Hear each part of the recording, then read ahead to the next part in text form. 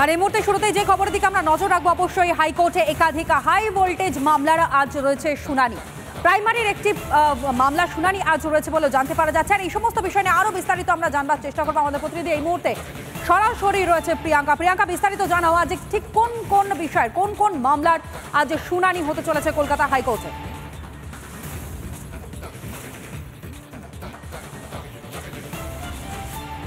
গুরুত্বপূর্ণ হচ্ছে, গতকালই আমরা জানিয়েছিলাম যে প্রাইমারি বোর্ডের তরফ থেকে যেই প্যানেল প্রকাশ করা হয়েছিল 2022-এর নিয়োগ প্রক্রিয়ার ক্ষেত্রে সুপ্রিম কোর্টের নির্দেশের পর সেই নোটিফিকেশনকে চ্যালেঞ্জ করে মামলা দায়ের হচ্ছে কলকাতা হাইকোর্টে।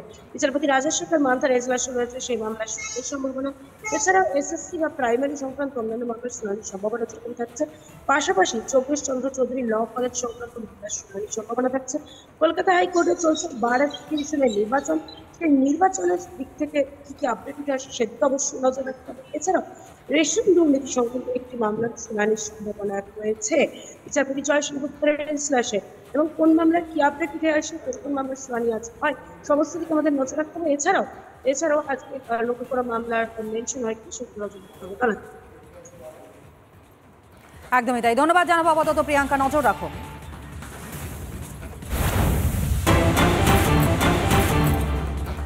আর এই মুহূর্তে শুরুতেই যে খবরের দিকে আমরা নজর রাখবো, অবশ্যই হাইকোর্টে একাধিক হাই ভোল্টেজ মামলার আজ রয়েছে শুনানি।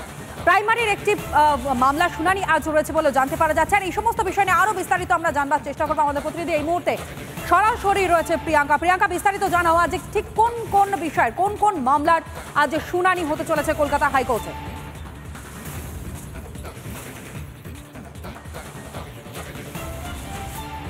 গুরুত্বপূর্ণ হচ্ছে, গতকালই আমরা জানিয়েছিলাম যে প্রাইমারি বোর্ডের তরফ থেকে যেই প্যানেল প্রকাশ করা হয়েছিল 2022-এর নিয়োগ প্রক্রিয়ার ক্ষেত্রে সুপ্রিম কোর্টের নির্দেশের পর সেই নোটিফিকেশনকে চ্যালেঞ্জ করে মামলা দায়ের হচ্ছে কলকাতা হাইকোর্টে।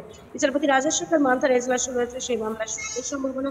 এছাড়াও এসএসসি বা প্রাইমারি সংক্রান্ত অন্যান্য মামলার শুনানির সম্ভাবনা যেরকম থাকছে, পাশাপাশি যোগেশ চন্দ্র চৌধুরী ল কলেজ সংক্রান্ত মামলার শুনানির সম্ভাবনা থাকছে।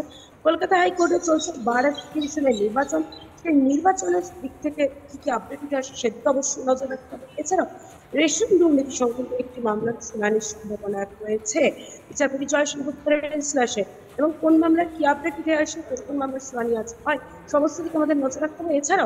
এছাড়াও আজকে নতুন করে মামলার মেনশন হয় কি সেগুলো নজর রাখতে হবে। একদমই তাই, ধন্যবাদ জানাবো আপাতত প্রিয়াঙ্কা, নজর রাখো।